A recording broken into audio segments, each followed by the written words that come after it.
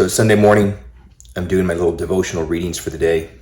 Thought of you and wanted to make this quick message for you. If you've ever been in a place where you felt like you want to give up, you've had too much, the world is caving in on you, you're not sure what to do, you can't stay consistent with anything, you feel like maybe you're a loser, you feel like you just feel lost, don't know what to do, just know that you're in good company. Elijah essentially wants to throw in the towel. So I want to tell you what he said. Maybe you can relate to it, and hopefully this will give you the courage. Hopefully this will give you the hope to continue moving forward. So a little context, Elijah went into the desert. He's making his way to Mount Horeb, only a day in.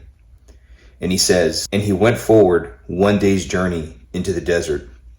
And when he was there and sat under a juniper tree, he requested for his soul that he might die. And he said, "It is enough for me, Lord. Take away my soul, for I am no better than my fathers."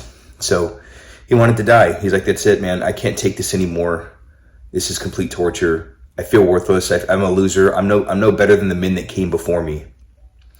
If you've ever thought like that, just know that you're in good company. But I want to show you, if you stay connected to God, don't deny your religion, here's what's possible for you. When we're in our lowest moment, when we feel like we just want to throw in the towel, and when we feel like we just want to give up, we want to give in, we no longer want to push forward, that's when God's the closest to you. What happened next was in that moment of despair. Verse 5, it says, he cast himself down and slept in the shadow of the juniper tree. And behold, an angel of the Lord touched him and said to him, "Arise and eat." And he looked, and behold, there was a hearth cake and a vessel of water. And he ate and drank, and he fell asleep again.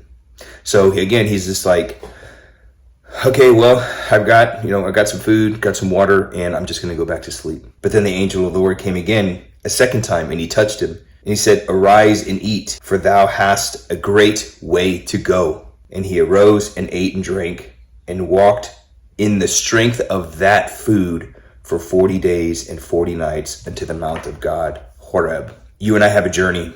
You and I have a purpose. We are called to something bigger. We are called to something better. You are still alive on this planet right now because you have a purpose. God has called you here for a very specific reason. He knew you before he formed you in the womb. He gave you the desires of your heart. When God says he gives us the desires of our heart, it does not mean that he's going to give us the things that we initially want, but he's going to implant the desires into our heart to want to do specific things, all called to a very particular vocation. If you are watching this and you're heading towards that desire, towards that thing that you feel like you're being called to, and you're encountering obstacles and you're encountering hurdles, that means you're getting closer to where you need to be. And the harder things become, the closer that you get to it, you know you're getting closer. And there's going to be a moment, just like Elijah, when you're going to want to quit, you're going to want to throw in the towel. And that's when you're the closest. And that's when God's the closest to you. And that's when he's going to show up in your life and provide you the food for the journey. He's going to provide you with the courage and the hope and the fortitude to keep going. And he's going to tell you, get up, because you've got a long way to go. Keep going.